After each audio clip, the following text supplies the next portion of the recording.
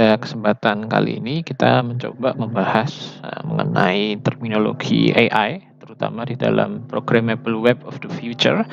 Ya, di sini yang kita bahas mengcover yang pertama API, kemudian ada sensor network, ya, di mana kemarin sudah Anda pelajari. Ya, kita punya satu infrastruktur gabungan. Ya, beberapa sensor dari IoT yang kita miliki di situ membentuk satu model di mana bisa kita gunakan untuk berbagai macam hal, untuk prediksi, ya, kemudian untuk menjadi satu dengan sosial media, ya, di situ bisa memberikan satu informasi yang lebih powerful.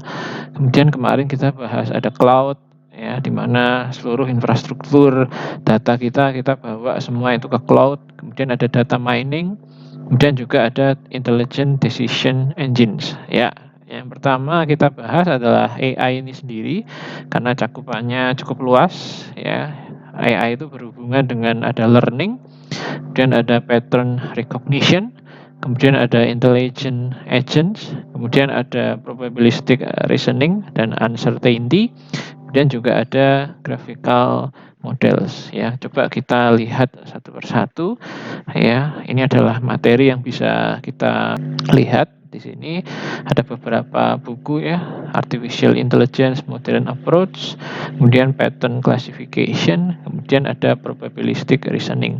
Dan ini biasanya ya dipakai ya di perkuliahan untuk semester atas, sehingga di sini sifatnya hanya perkenalan saja.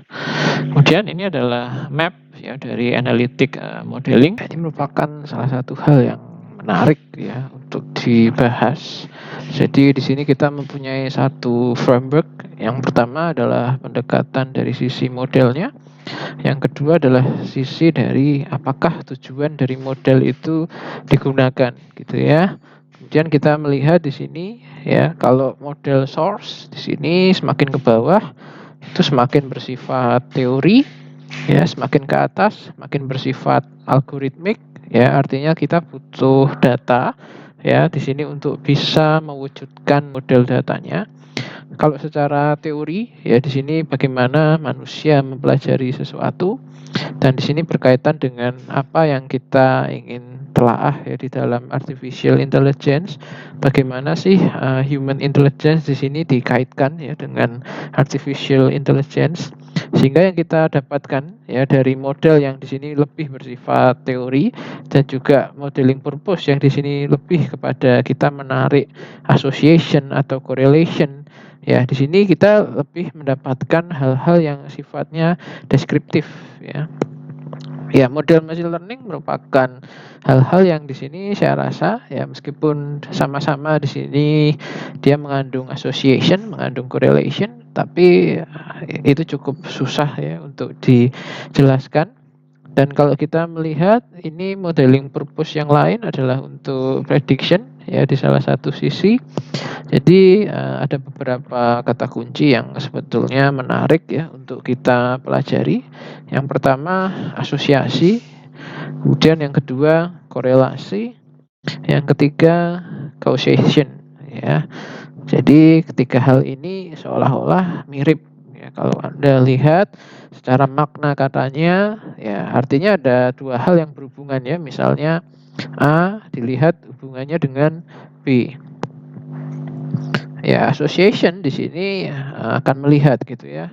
Apakah ya A itu menyebabkan terjadinya B ya. Itu yang kita lihat di dalam association. Nah, apakah A di sini menyebabkan terjadinya sesuatu yang bisa kita labeli dengan B. Nah, ketika kita melabeli bahwa A itu menyebabkan B, tentu ada banyak faktor ya di balik itu. Ya, tergantung dari kejadian ya yang lain yang mempengaruhi A untuk bisa jadi B ya, termasuk kejadian probabilistik, atau memang di situ ada satu sistem yang dimana sering kita modelkan dengan formula ya. Jadi ada probabilistic model, juga ada formula model, kemudian juga ada kuesioner model ya. Dimana ketiganya ini kalau dipadukan ya tentu akan menjelaskan apakah hubungan A dengan hubungan B itu secara lebih jelas, ya. Kemudian kalau kita melihat correlation, ya, di sini adalah sebetulnya maknanya, ya kalau secara makna hampir mirip gitu ya, tapi maksudnya kalau, di correlation ya, ketika A itu ada, B itu juga ikutan ada ya.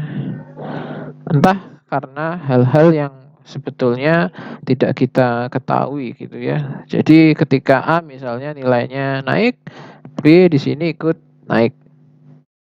Nah, korelasi ini merupakan, taraf hubungan di mana di sini, paling lemah ya, dan kita bisa analisis, korelasi itu antara satu variabel dengan variabel yang lain, ya. Kita juga bisa bandingkan terhadap fungsi tujuannya ya, di mana di sini, sering kita labeli dengan Y gitu ya. Jadi misalnya kalau, Y naik kita lihat nih, A naik atau B naik juga nggak? Atau misalnya A naik ya, terus B-nya turun. Nah, ini berarti terjadi korelasi yang negatif gitu ya, karena, di sini yang satu naik, yang satu turun. Nah, itulah kita melihat korelasi. Jadi kita tidak melihat ada kejadian apa, ada faktor apa di balik itu yang menyebabkan, A itu naik, B jadi ikut naik. Nah, itu, deskripsi-deskripsi yang sebetulnya nanti bisa Anda perjelas ya dengan membaca jurnal dan sebagainya. Tapi saya coba di sini jelaskan ya dengan makna-makna yang, saya rasa di sini mudah ya untuk Anda pahami. Nah, kemudian yang salah satu sisi adalah causation. Ya, nanti kita lihat, perbedaannya ya secara formula, secara deterministik itu seperti apa. Tetapi kalau kita lihat ya di sini, causation itu juga sebetulnya mencari gitu ya, relasi juga gitu ya antara Y, ya itu dipengaruhi A seberapa besar ya. Kemudian dipengaruhi oleh faktor B itu seberapa besar. Nah, bisa jadi ya kalau kita melihat causation ya, ketika A itu muncul bersamaan dengan B itu menyebabkan misalnya nih Y-nya jadi naik. Nah, itu melihat, hubungan causation ya. Jadi atau mungkin malah dia dipengaruhi oleh faktor yang lain lagi gitu ya, misalnya ada C gitu ya.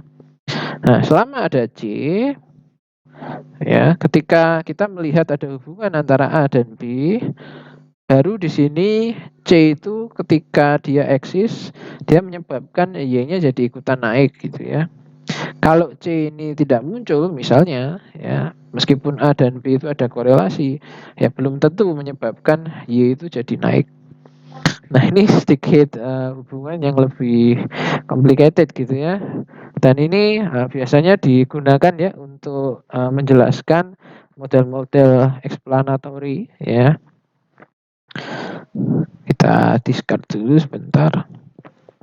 Nah, di sini kita bisa melihat ya bahwa untuk causation ya ini kita lihat bidangnya adalah the explanatory modeling ya. Kemudian operational research ya. Explanatory modeling ini adalah bagaimana kita bisa memodelkan hal-hal yang kita teliti ya di dalam hubungan ya tetap sebab akibat gitu ya. Tetapi, biasanya kita mempunyai satu hipotesis awal dulu ya. Dan ini penelitian yang sering Anda lihat mungkin di beberapa toko buku atau di perpustakaan ya dari teman-teman Anda yang, berlatar belakang ini ya, economic, social science, epistemologi itu sering mengadakan kuesioner ya seperti itu untuk mengetahui ya adakah hubungan ya misalnya dari, faktor A ya terhadap misalnya nih kalau kita melihat dari sisi ekonomi gitu ya, di sini tema yang kita bahas misalnya resesi gitu ya. Apakah ada pengaruh Covid ya terhadap, kemungkinan terjadinya resesi, itu yang pertama. Kemudian kita bisa, melihat ada beberapa faktor yang lain yang kita tulis di dalam B, kemudian di dalam C, ya entah bentuk yang di sini, menjadi hubungan itu secara grafik nanti seperti apa. Nah, yang penting kita lihat di sini nanti adalah berapa sih A itu berpengaruh ke Y ya, atau B itu berpengaruh ke Y, atau C itu berpengaruh ke Y ya, sehingga model ini bisa dipakai menjadi satu rumus pendekatan dari hal-hal yang ingin kita modelkan. Meskipun antara A dan B itu masih bisa muncul satu faktor yang tidak kita ketahui. Ya, termasuk faktor probabilistik atau faktor korelasi dengan hubungannya ya secara kausatif dengan variabel yang lain. Nah, ini yang agak susah dijelaskan gitu ya. Jadi misalnya kalau ada variabel lain yang secara tidak langsung mempengaruhi ya dua variabel yang ada ya, atau ada variabel yang lain lagi yang jadi ikut mempengaruhi variabel yang di sini. Nah, ini merupakan salah satu network yang cukup rumit ya di sini kalau dijelaskan. Ya, ada beberapa cara di sini untuk melakukan pendekatan ya dari sisi causation. Kita bisa menggunakan seperti analytical network process gitu ya. Ya, memang kalau di semester 1 kita bahas itu semua itu merupakan salah satu cakupan yang cukup berat, sehingga saya jelaskan aja secara sederhana seperti itu. Kemudian di operation research itu adalah pendekatan-pendekatan untuk mencari nilai yang paling optimal gitu ya. Jadi misalnya nih ada contoh, kita akan memproduksi barang ya, biasanya contoh yang paling sering dilakukan itu, jadi misalnya saya punya 15 kain, kemudian di sini ya saya punya 20 kancing. Ya, ini contoh kasar aja gitu ya. Ya, dengan satu kain dan 3 kancing saya bisa membentuk satu baju gitu ya misalnya. Nah, berapa baju yang paling optimal yang bisa dibuat dari bahan dasar yang kita punyai, dari 15 kain, dari 20 kancing. Supaya jadi baju yang lebih banyak, itu caranya gimana ya. Nah, itu salah satu pendekatan operational research ya, di mana mempengaruhi resiko tentunya dan juga decision ya. Nah, kalau kita mengambil bahan ini lebih banyak, resikonya seperti apa? Kemudian juga mempengaruhi keputusan ya. Apakah kita bisa memproduksi misalnya 10 baju ya? Apa yang kita harus lakukan? Menambah kain ya, atau menambah kancingnya? Kita bahas ya di dalam operational research. Jadi betul-betul di sini kita menggunakan satu hubungan reasoning ya. Ada explanation, simulation, optimization ya. Jadi kalau kita lihat AI ya secara luas itu masih ada bidang-bidang yang di sini belum kita teliti ya, termasuk bidang yang masih putih ini. Nah, bisa enggak kita bawa ya model-model yang biasa kita dekati dengan explanation, dengan simulation, dengan optimization itu untuk bisa di sini kita dekati dengan model machine learning. Nah, biasanya untuk AI itu diidentikan dengan si machine learning ini tadi gitu ya. Di mana di machine learning ya di sini kita lihat datanya lebih bersifat algoritmik ya. Nah, di sini ada field juga AI. Nah, sebetulnya AI ini harus mencakup ya keseluruhan bidang ya. Mulai dari deskripsinya seperti apa ya. Nah, di sini kalau kita melihat ya sebetulnya kalau kita bagi ini menjadi 2 bagian, ini adalah bidang ilmu yang seharusnya dimiliki oleh si expert gitu ya. Nah, di atas itu kita ingin menggantikan si expert ini, ya ini keduanya bisa kita golongkan di dalam expert system. Nah, kita bisa gantikan expert ini tadi dengan predictive modeling, di mana predictive modeling itu ada beberapa hal, ya scoring, forecasting, classification. Nanti kita lihatlah bedanya ya di grafik itu seperti apa. Ya, jadi bagaimana kita bisa mendekati model-model yang dalam hal ini ya yang kita nilai ya akurasi nantinya ya. Jadi yang kita nilai di model machine learning akurasi, tapi yang kita nilai di expert system itu ketepatan mendeskripsikan hubungan association-nya, correlation-nya. Jadi ketepatan bagaimana kita bisa mendeskripsikan hubungan ini di dalam satu formula yang jelas ya. Jadi kita tidak peduli akurasinya seperti apa, selama variabel-variabel yang di sini kita pakai itu jelas, ya, memang di situ ada hubungan yang kuat, ya, dan memang di situ bisa dipakai bisa diusulkan ya untuk menentukan nilai tujuannya. Nah, di situ ya bisa kita pakai gitu ya. Jadi A itu apa? Pasti ada faktor-faktor baru yang terus di sini mengupdate bentuk formulanya untuk bisa mengakomodasi nilai-nilai yang di situ lebih luas. Nah, ini mungkin yang tidak disampaikan ya di dalam materi machine learning atau AI, karena biasanya kalau kita belajar di AI itu ya sudah kita langsung pangkas saja, kita lebih tertarik ke machine learning. Padahal ada ketiga bidang ini yang sebetulnya perlu kita kaitkan juga ya dengan machine learning sebagai dasar.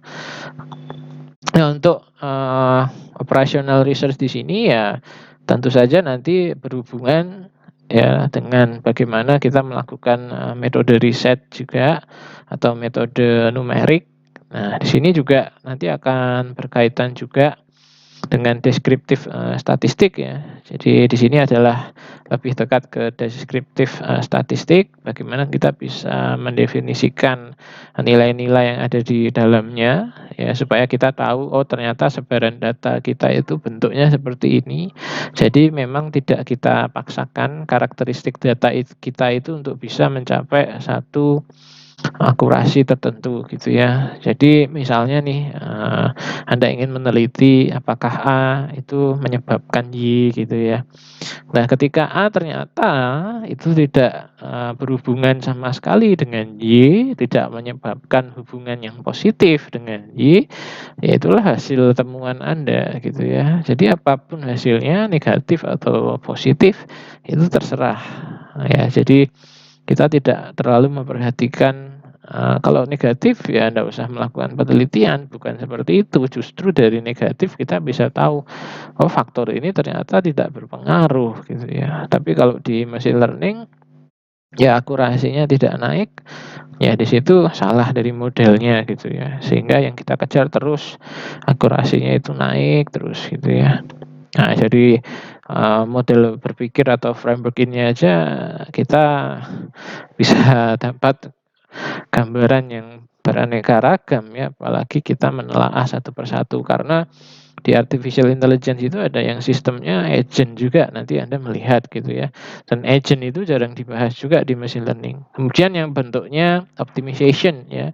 Ini erat kaitannya dengan algoritma yang di sini lebih mirip ya dengan karakteristik mengelompok dari satu binatang ya. Entah itu semut atau lebah ya, bagaimana dia mendekati satu permasalahan untuk bisa mencapai satu penyelesaian, satu pendekatan rumus ya, dengan tanpa kita mengetahui kita menggunakan satu random ya, satu metode random di situ untuk mendekati model-model yang ada supaya di situ lebih cepat ya mencapai karakteristik dari satu environment yang ingin kita modelkan. Nah, kemudian di predictive modeling ya, ini yang kita lakukan. Jadi yang kita cari itu adalah Y-nya ya. Kemudian kita bandingkan kalau di explanatory modeling yang kita cari fungsinya F-nya ya. Ya, kita melihat di sini untuk predictive modeling ya, kalau kita gambarkan itu di dalam grafik 2D ya dengan fungsi seperti ini. Ya, ini ada satu input gitu ya, misalnya kita anggap itu sebagai X, ini adalah outputnya. Jadi kalau nilai X-nya misalnya di sini 3, nilai Y-nya berapa? Ya, misalnya nilai Y-nya 5. Terus kita gambar. Demikian juga seterusnya itu kita gambar menjadi himpunan titik-titik seperti ini. Nah, himpunan titik-titik seperti ini harus bisa kita dekati dengan satu persamaan yang mewakili ya, jadi Y sama dengan Fx ini. Nah, kalau bentuk grafiknya seperti ini cukup susah ya, karena Anda harus mendekatinya, ini bentuknya saja persebaran titiknya tidak terlalu jelas gitu ya. Jadi kalau di dalam Anda punya mengumpulkan data untuk predictive modeling, tipe datanya Anda lihat seperti ini sudah tidak jelas persebarannya, ya sebaiknya Anda cari variabel yang lain aja gitu ya. Kalau kita paksa ini kita modelkan, ya bisa kita tarik misalnya satu garis lurus yang paling mendekati keseluruhan nilai.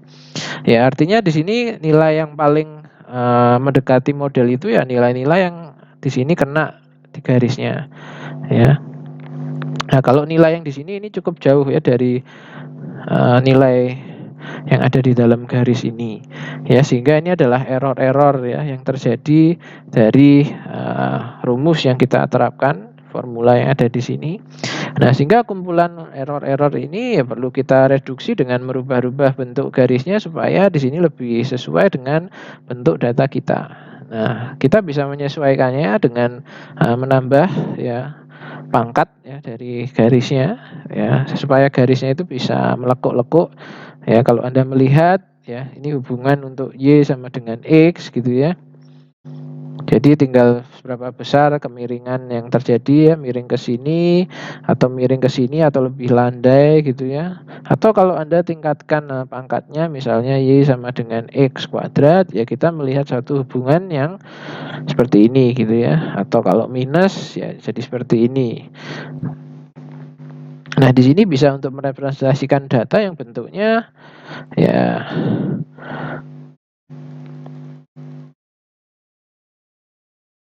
bentuknya kira-kira mendekati satu kurva gitu ya. Meskipun ada error-error kecil ya yang terjadi di sini, ya ini bentuknya bisa lebih dekat ke arah kurva. Ya ini masih banyak sih error-error prediksi yang kita lakukan. Atau kalau Anda tingkatkan lagi ke pangkat 3 gitu ya, Anda bisa melihat itu contohnya ya di dalam grafik eksponensial dan sebagainya ya. Jadi ya ada lekukan terus kemudian melekuk ke sini sedikit gitu ya.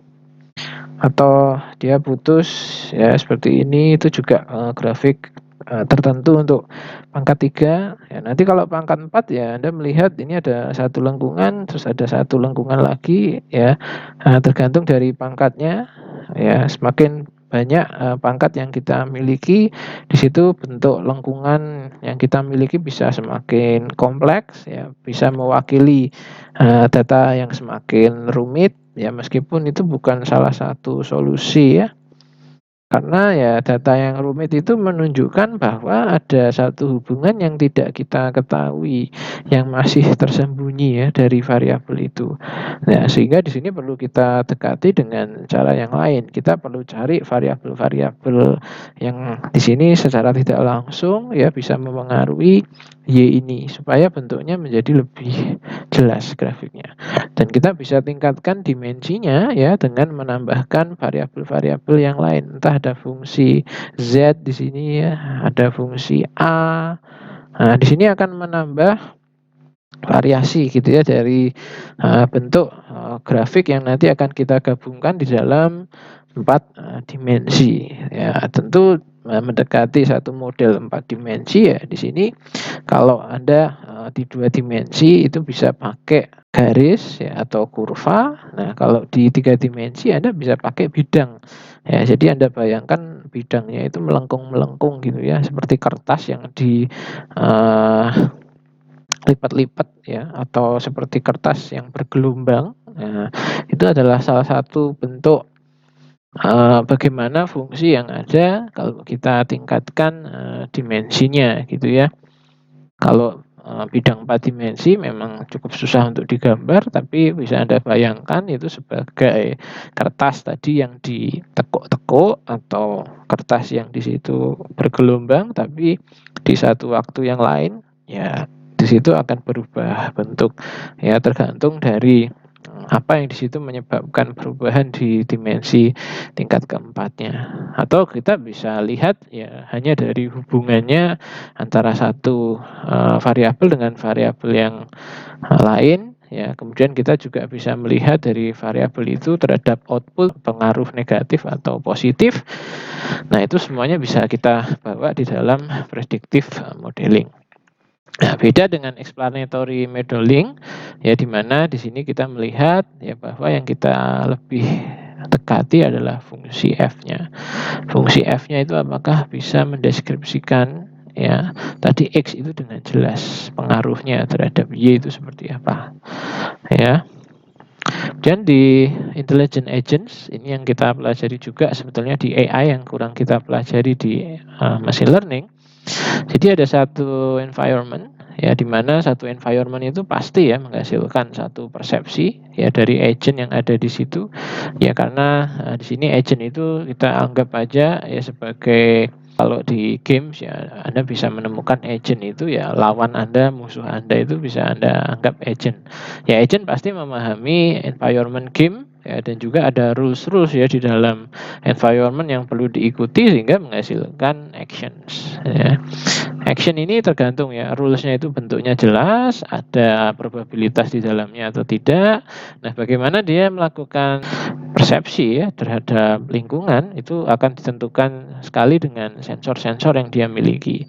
Ya, dia mengcapture data apa saja dari environment-nya ya. Kemudian untuk dari segi action ya, di sini kita melihat ada action-action aktuator-aktuator ya. Misalnya nih, agent itu punya objek apa saja sih di dalam tubuhnya gitu ya. Kalau di sini kita berbicara agent di games seperti first person shooting dan sebagainya, action yang kita lakukan mundur berapa langkah, maju berapa langkah, atau kalau di game chess ya di sini ada rules yang harus kita ikuti gitu ya. Nah, ini juga sensor dan aktuator di dalam arti yang lain itu bisa merepresentasikan tadi adalah model-model IoT yang sebetulnya kita bawa juga di dalam satu environment ya. Jadi persepsi IoT terhadap apa yang ada di environment-nya itu nanti mempengaruhi agent yang sebetulnya di sini melakukan action pengontrolan. Ya, action pengontrolan itu bisa berbagai macam hal ya. Di sini kita bisa melihat ya. Jadi action pengontrolan itu semakin cerdas, semakin di sini memperhatikan ya aspek-aspek yang ada ya di luar sistem yang ada juga gitu ya, di luar environment-nya seperti apa ya. Tetapi ya di sini kita batasi aja yang ada di dalam environment saja gitu ya. Ya, dia harus melakukan satu action sesuai dengan environment-nya seperti apa. Kemudian dari segi rational, ya, rational agent itu adalah merupakan satu ya yang bertugas di situ sesuai dengan apa yang menjadi rules ya, menjadi sesuatu yang benar. Ya, di sini dia menyebabkan satu konsekuensi gitu ya, di mana dari agent itu ada satu behavior dan environment tentu di sini akan sangat dipengaruhi dari behavior si agentnya gitu ya. Dia bertingkah laku tepat atau ada yang menyimpang dan sebagainya, ada yang masih perlu dibenahi dari agent. Ya, di sini merepresentasikan juga ya, nanti kalau Anda belajar reinforcement learning itu ada sequence dari state yang di sini perlu kita pelajari ya, di mana di situ termasuk adanya environment itu berubah seperti apa. Nah, di sini akan dievaluasi sebagai satu pengukuran performance. Nah, di sini kalau kita spesifikasi ya untuk task-task yang kita lakukan ya di dalam environment ya, untuk mendesain satu rational agent, di sini kita harus menspesifikasikan ya, tugas apa yang bisa dilakukan di dalam environment. Ya, kemudian untuk performance measures ya di sini ada faktor safety, destination, profit, legality. Nah, di sini misalnya kita merancang satu taksi otomatis yang bisa mengantar pengunjung kemanapun ya, memperhatikan trajektori, memperhatikan, nanti kita lihatlah perbedaannya dengan game atau dengan agent-agent yang diterapkan dalam berbagai kondisi yang lain. Ya, environment di sini kita lihat ada street, ada traffic, ada pejalan kaki, ada cuaca. Actuator kita lihat ya, steeringnya seberapa cepat, ya, ada objek apa di depan, bagaimana dia berputar, ya, bagaimana dia di sini mengerem, ya, membunyikan klakson, menampilkan sesuatu. Sensor di sini ya ada video, accelerometer, ya, terus kemudian yang berhubungan dengan mesin, ya, ada keyboard, ada sensor, ya. Nah, ini kalau kita lihat dari environment type-nya, ini kita bisa bagi ya sifat-sifat dari games yang ada di sini dan juga ke activity yang bisa kita modelkan nanti di dalam otomatisasi. Nah, kita melihat satu contoh soliter ya. Soliter itu game kartu yang sebetulnya ya di situ ada faktor-faktor tertentu yang bisa kita lihat.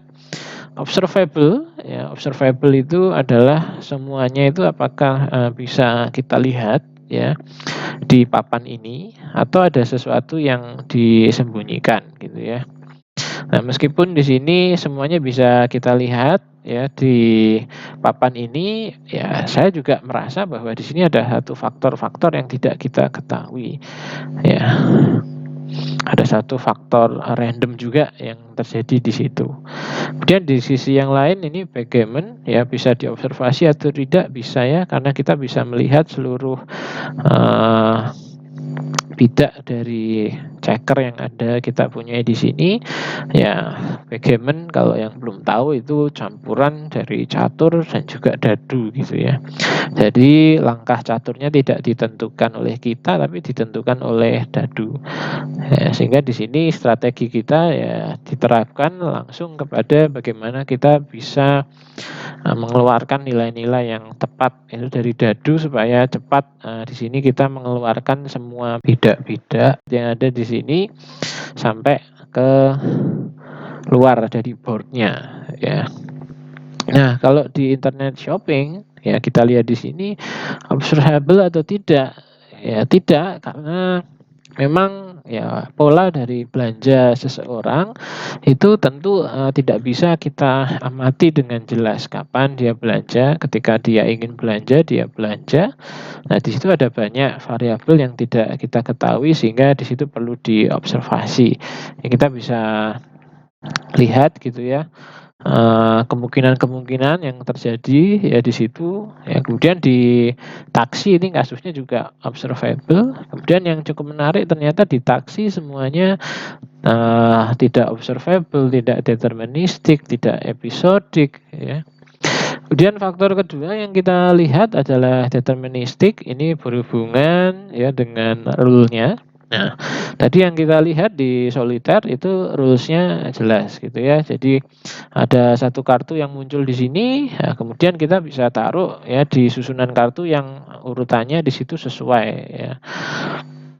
Nah, kita bisa keep dulu ya kartu-kartu yang di sini ya akan kita pakai gitu ya, atau kita bisa buka lagi kartu cadangan kalau di sini kartunya ya tidak memenuhi nilai yang harusnya ada di sini ya. Harusnya saya butuh as, tapi di sini tidak ada tumpukan king atau tidak ada tumpukan dua. Nah, di situ bisa kita cari.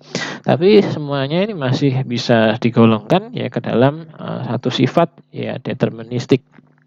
Sedangkan ya di backgammon itu karena ada campuran dadu ya di sini. Nah, ada satu hal yang bersifat random yang tidak bisa kita deskripsikan dengan jelas.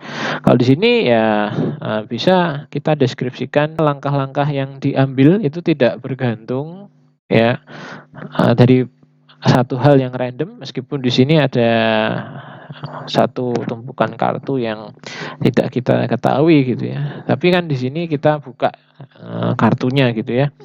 Kita buka kartunya, nah kita tahu gitu ya. Yang penting kita buka kartunya, kita tahu harus ditaruh di urutan yang mana.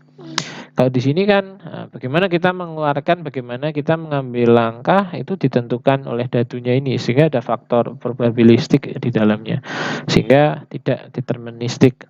Nah, kalau internet shopping sifatnya kalau partly ini tergantung persepsi juga gitu ya. Artinya ya sebagian mungkin belanja yang sudah fix ya tiap bulannya ya bisa dimonitoring. Tapi yang salah satu sisi ya belanja yang sesuai dengan keinginan ya, belanja kebutuhan deterministik, belanja keinginan itu yang partly deterministik gitu ya. Kapanpun keinginan berubah. Nah, kalau taksi lebih parah lagi gitu ya. Setiap saat kebutuhannya apa kita butuh, kita panggil ya. Ya ada sih yang langganan taksi gitu ya, tapi polanya di sini bisa kita bilang itu lebih probabilistik. Kemudian, di situ kita melihat ada episode atau tidak, ya, semuanya nyaris tidak ada episode, karena ini bukan game yang melanjutkan ke stage, selanjutnya gitu ya. Nah, meskipun di online shopping ya ada sih sistem-sistem promo yang menyebabkan ada pengulangan pembelanjaan, tapi itu bukan episodik ya. Episodik betul-betul ada storyline yang memengaruhi, ya ada action yang diambil sebelumnya yang mengakibatkan ada hal-hal yang terjadi di episode selanjutnya.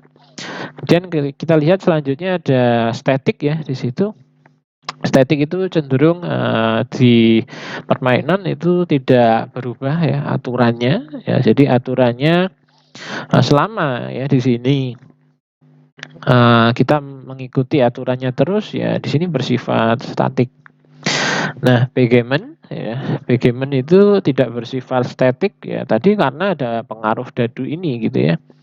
Peraturan itu bisa berubah tadi ketika ya ada bidak-bidak tertentu yang, di sini kita masukkan ya. Nah, kita melihat di sini untuk statik dari backgammon di situ adalah semi. Karena apa? Karena di tengah-tengah, layar itu pasti ada perubahan ya, yang terutama disebabkan oleh si dadu ini ya, sehingga ada beberapa, informasi yang di situ berubah.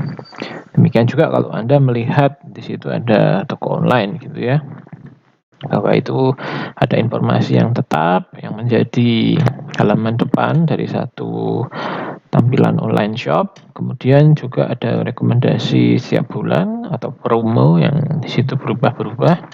Ya dalam hal ini supaya pengunjung tidak bosan ya, kemudian supaya ada, interaksi di situ untuk menarik pengunjung supaya di situ bisa berbelanja dengan promo-promo tertentu.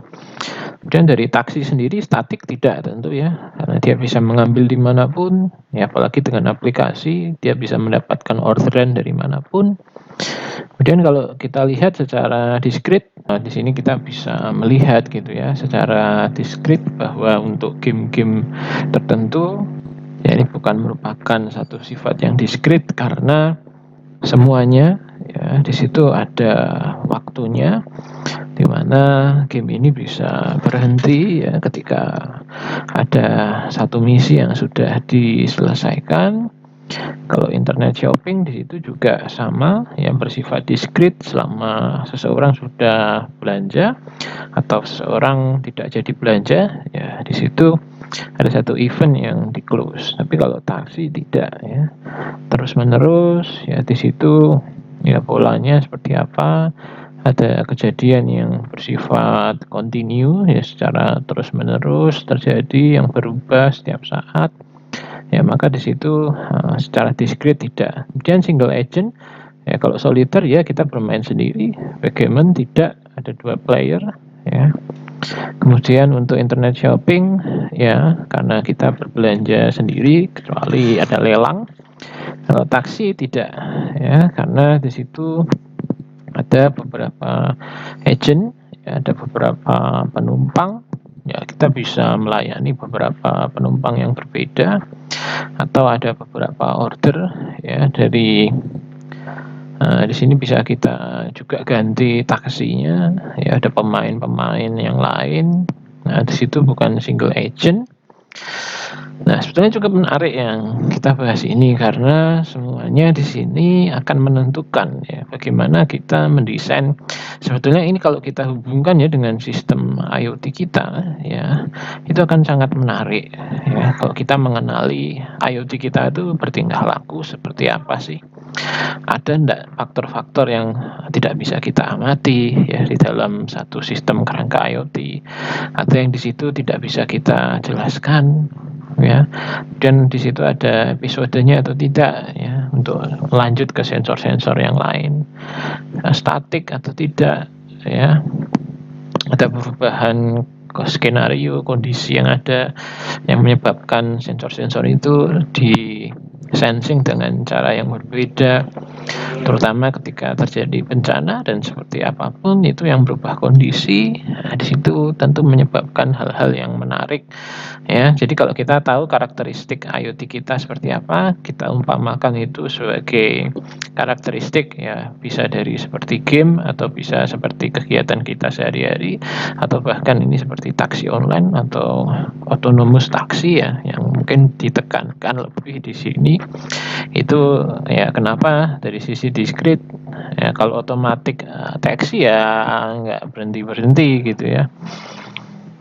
Atau tadi juga saya sebutkan dengan beberapa contoh, taksi yang juga offline gitu ya, atau taksi yang sering Anda pakai sekarang ada taksi online, ya, dan juga kalau di beberapa negara ada yang otomatis, ya bisa mengantar dari satu titik ke titik yang lain.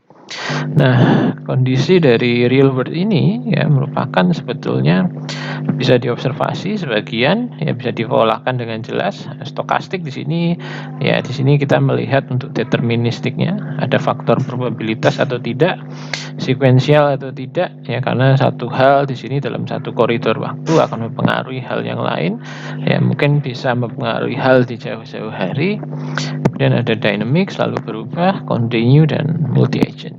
Nah, kalau kita melihat merujuk ke real world kita, ya bagaimana sensor IoT itu bisa kita bawa ya di dalam satu sistem sebagai agent yang harus mengcapture keadaan di real world ini, ya harusnya juga mirip ya dengan kondisi yang ada di real world. Kemudian kalau kita melihat ya agent type ada 4, ya, simple reflex agent with state, ada goal based agent, ada juga utility based agent. Nah, di sini semuanya bisa dirubah menjadi learning agent. Apa itu simplex reflex agent? Ya, kalau kita lihat di sini ya antara sensor dan aktuator, ya kalau kita lihat di situ ada action, ada rules, ya condition, ya. Meskipun secara sederhana bisa Anda wakilkan dengan if then rules, ya tapi dalam kondisi-kondisi yang kompleks nanti Anda mengenal satu nilai yang di situ tidak pasti, ya bersifat probabilistik, ya kemudian ada sifat bahasa juga kalau Anda bermain fuzzy rules, ya bagaimana Anda memodelkan sesuatu hal yang keanggotaannya tidak terlalu jelas, kadang dia bersifat panas, kadang dia bersifat dingin, tergantung ada satu kondisi yang lain. Nah, di situ bisa Anda modelkan, ya, karena di dalam model machine learning ini pasti ada kondisi ketidakpastian di dalamnya, ya pada satu saat nilainya berubah sehingga if then rules-nya itu tidak terlalu jelas. Nah, ya yang dibahas di sini lebih kepada sifat dari agent-nya ya. Tapi tadi kalau Anda melihat condition dan action, sifatnya seperti itu. Kemudian sensor ya di sini akan mencoba mengcapture ya keadaan seperti apa yang sekarang sedang berlangsung ya di sistem yang kita jalankan atau di environment yang kita sensing. Kemudian aktuator ya di sini melakukan action ya dari apa yang harus kita lakukan. Dan kalau dari reflex agent ya dengan state, ya jadi sensor itu bisa merepresentasikan state-state tertentu. Ya state awal seperti apa, ya state kedua seperti apa, state ketiga seperti apa.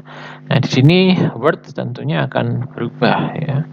Kalau kita sensing ada satu sistem yang di situ berubah nilainya ya setiap hari. Nah, di sini akan menentukan action apa yang saya lakukan supaya saya tetap bisa merepresentasikan apa yang ada di dunia ini dengan adanya perubahan tadi ya.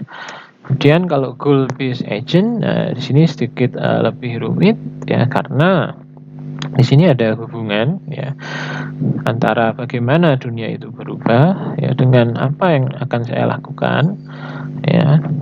Ada action tertentu yang di sini kita lakukan, misalnya action A gitu ya. Kemudian kita lihat ya apakah action yang saya lakukan itu akan sesuai ya dengan apa yang ada di dunia sekarang ini. Atau saya bisa juga melakukan action-action yang di situ menjadi action yang lain, ya, sehingga kita bisa melihat goals-nya. Kalau ada serangkaian action yang sudah kita lakukan, ya, sehingga kondisi dunia ini bisa tetap kita wakili, ya, di situ ada goals tertentu, ya, setelah serangkaian action yang kita lakukan. Dan utility ini melihat, ya, secara lebih kompleks lagi, ya. Kalau utility, di sini kita melihat seberapa senang kita ada di dalam satu state, gitu ya. Ada kondisi, ya. Ada satu konteks di mana di situ bisa merubah kondisi kita, ya, happy atau tidak. Nah, ini akan mempengaruhi action apa yang akan saya ambil ketika saya menjadi happy, apa yang saya lakukan, ya. Atau ketika ada tingkatan dari happy, actionnya juga bisa kita terapkan berbeda, ya. Nah, kenapa pembelajaran? Ya, kenapa agent di sini butuh pembelajaran? Ya, kenapa kita tidak melakukan programming yang secara desain itu bisa mengimprove dirinya dari awal? Karena, ya, di dalam memodelkan sesuatu kita sebetulnya tidak bisa mengantisipasi setiap situasi yang terjadi. Nah, di sini tugas dari agent, ya, menemukan errornya seperti apa, ya, menemukan distorsi, ya, dari satu sistem itu seperti apa. Kemudian, ya, antisipasi ini bisa terjadi di dalam satu waktu aja. Ya, mungkin kalau Anda membuat ini machine learning misalnya untuk deteksi, ya, berita hoax. Mungkin berita hoax, ya, di zaman COVID ini jauh lebih beraneka ragam dan biasanya berhubungan dengan kesehatan, yang sebelumnya mungkin berhubungan dengan kondisi ekonomi, politik, ya, terutama yang di sini didasari atas beberapa ada hate speech di dalamnya, ya. Dan, ya, secara program ini kita belum tahu, ya, bagaimana solusi yang nanti muncul kalau si masalah yang baru itu berevolusi, ya, misalnya untuk memprogram face recognition, bagaimana wajah itu berubah dari satu waktu yang belum kita ketahui, ada faktor tertentu yang mungkin tidak bisa kita modelkan. Nah, di sini learning, ya, memodifikasi agent decision, ya, ketika ada beberapa hal yang tidak bisa kita wakili, ya, di sini harus ada improve satu performance, ya, yang kita rancang, ya. Dalam hal pembelajaran kita harus memasukkan, ya, banyak contoh pembelajaran dari mulai yang paling sederhana sampai data yang distorsi, supaya bisa merepresentasikan nanti kalau berubah pada kondisi realnya seperti apa. Ya, ini yang juga kita pelajari, ada pattern recognition, ya, ada unsupervised learning. Nah, di sini dia belajar dari pattern, ya, berdasarkan satu pola yang di sini kita nilai antara satu parameter tadi asosiasinya seperti apa, ya, terus kemudian hubungan kausalitasnya seperti apa. Kemudian secara korelasi apakah mempengaruhi, ya, nilai fungsi tujuannya secara tertentu. Ya, ini semua mesin yang belajar dan biasanya tugasnya itu dekat sekali dengan yang namanya clustering, ya. Nah, kalau kita lihat di grafik itu tadi seperti apa, ya. Kalau prediction tadi jelas, ya, X-nya apa, Y-nya apa. Kita buat satu garis lurus di mana di situ ingin merepresentasikan satu fungsi yang terdekat, ya, meskipun ada error-error yang kita alami. Nah, kalau clustering, ya, karena kita belum mengetahui, ya, tren ini bisa dimodelkan seperti apa, gitu ya, atau di sini satu field yang belum kita ketahui. Nah, di sini misalnya juga sama, ini bentuk representasi datanya seperti ini. Nah, dari clustering tugas kita di sini membagi, ya, entah menjadi 2 kelompok atau menjadi 3 kelompok atau menjadi 4 kelompok. Nah, ketika kita bagi jadi 2, bisa jadi itu sudah merepresentasikan kondisi yang ada, bisa jadi belum. Ya, kalau kita tingkatkan, ya, di sini bisa tambah merepresentasikan atau tambah tidak merepresentasikan. Nah, kita perlu tuning sendiri dan perlu kita lihat hasilnya. Kalau sudah sesuai dengan apa yang kita inginkan, ya di situ kita bisa berhenti belajar, ya. Kemudian yang kedua ada reinforcement learning. Ya, di sini kita belajar dari beberapa seri dari reinforcement. Nah, di sini kita menerapkan rewards dan punishment, gitu ya. Ini seperti satu sistem yang beriterasi secara terus-menerus.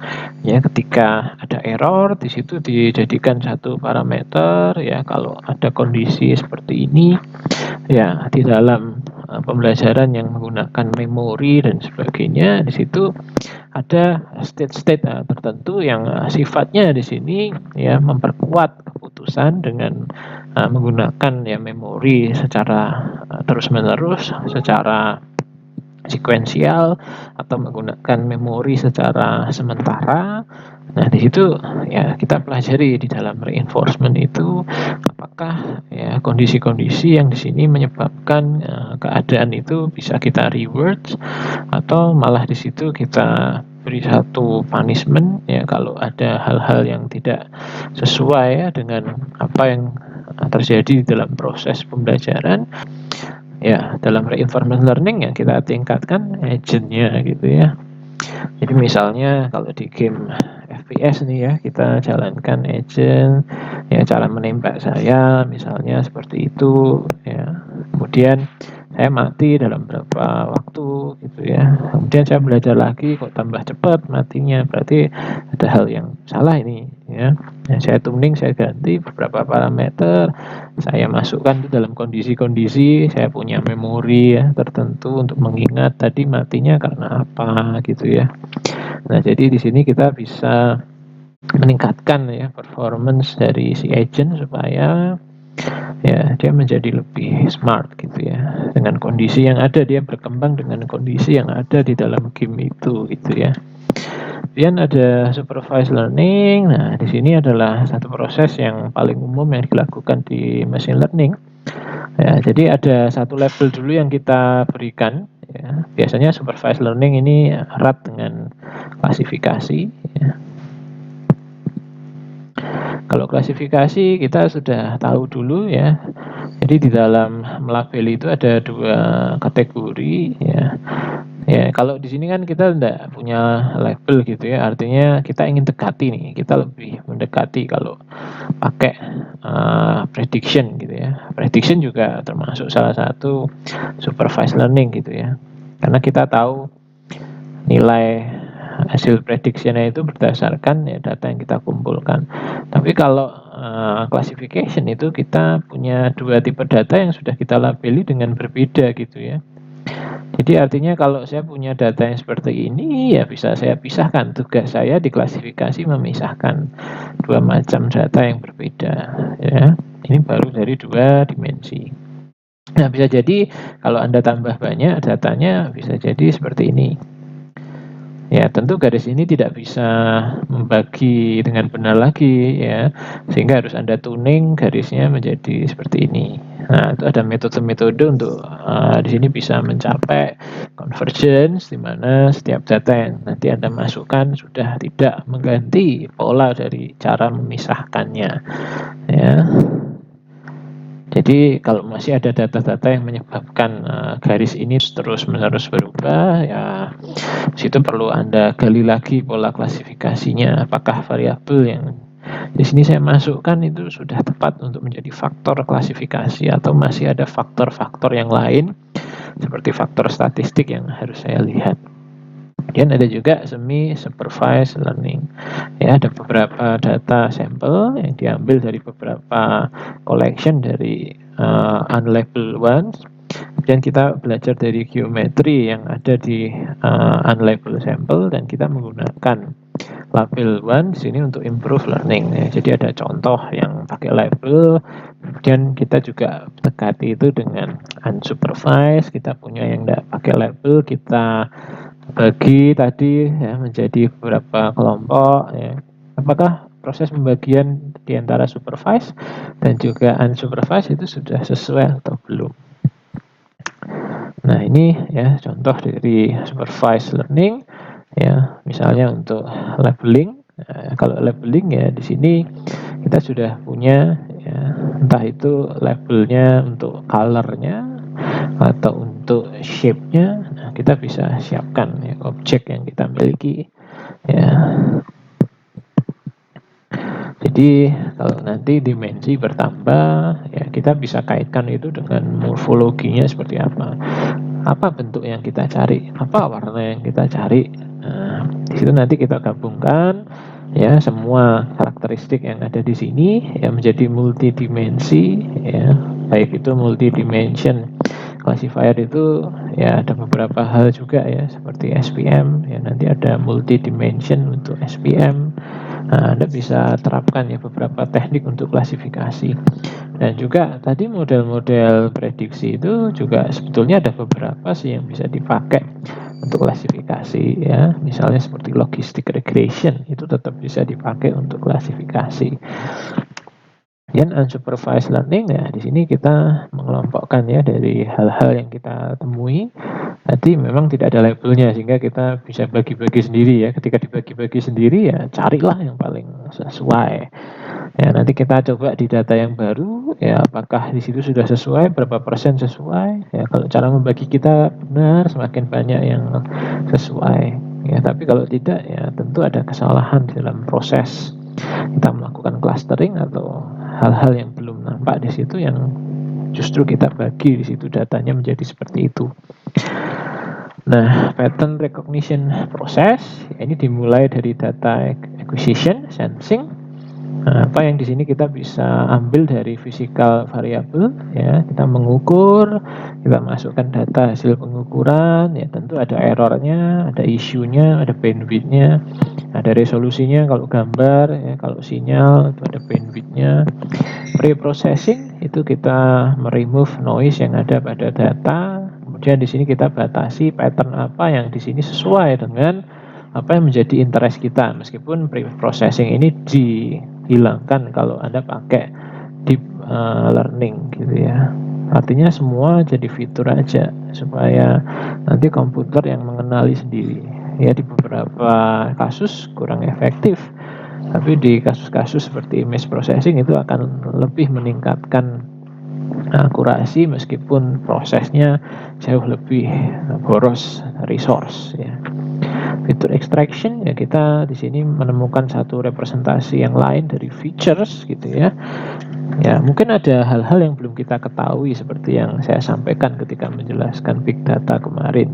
Nah, itu yang kita cari ya, fitur gambar ya, di situ kita cari misalnya persebaran warnanya, persebaran bentuknya, persebaran pixel di area sekitar ini ya. Kemudian classification di sini menggunakan feature dan juga learning model. Ya, dalam hal ini untuk di sini kita mengenali pattern ya dari satu label, dari satu kategori yang sudah jelas. Kemudian setelah itu post processing, betul nggak hasil classification kita evaluasi, kita hitung performance-nya. Ya, ini sekali lagi bisa diterapkan di data sensor apapun gitu ya. Kemudian ini contoh dari fitur vektor ya. Jadi kita masukkan di model machine learning kita itu adalah fitur yang dalam bentuk vektor ya, dengan pembobotan misalnya X1 shape ya, X2 itu size-nya, kemudian X3 itu color-nya, misalnya RGB value.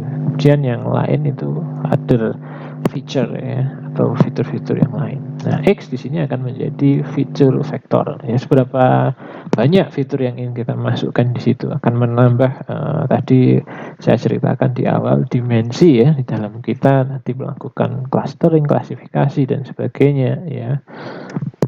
Nah, ini contoh dari model pattern recognition yang klasik ya, di mana sekarang pakai deep learning semua, fitur extractor sudah tidak ada, adanya fitur mixer, adanya fitur sampler ya, atau di sini fitur convolution, kita campur ya semua fitur yang ada masuk ke classifier. Kemudian ini contoh dari classifier ya.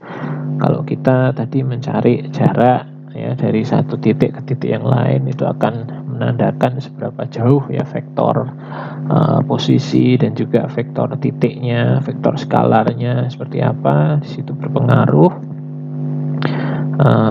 Bagaimana di sini merepresentasikan ya seberapa kedekatan dari satu data dengan data yang lain ya.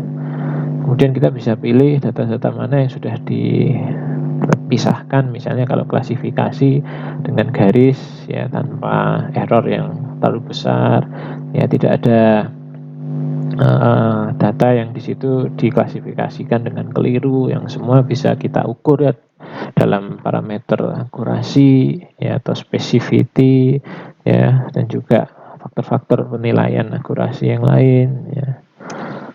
Ini contoh dari clustering ya. Kemudian ini ada bagaimana kita bisa ya memperkecil dimensi. Contohnya dengan menggunakan PCA. Kita select komponen-komponen yang memang di situ ya berkorelasi ya, secara positif ya, yang mempengaruhi tujuan aja yang di sini kita lihat. Yang tidak mempengaruhi tujuan, yang datanya itu persebarannya tidak jelas, ya, kita buang aja, karena itu pasti akan membuat model kita akan semakin jauh di dalam melakukan prediksi.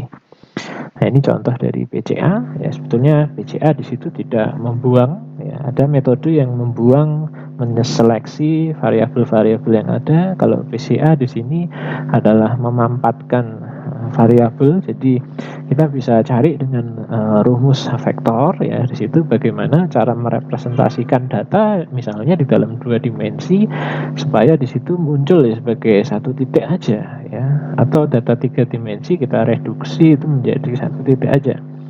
Nah, dimana kita cari ya nilai-nilai yang signifikan dari posisi tersebut ya, yang merepresentasikan datanya tidak merubah makna keadaan ya, dan juga vektor, secara vektor dia tidak merubah makna dari posisi dari titik itu, yang kalau kita lihat ya memang agak susah ya secara visual gitu ya, memang harus didekati dengan rumus-rumus untuk membuktikan bahwa ya makna yang ada tetap sama, tapi kita reduksi sifatnya karena dimensinya terlalu tinggi gitu ya.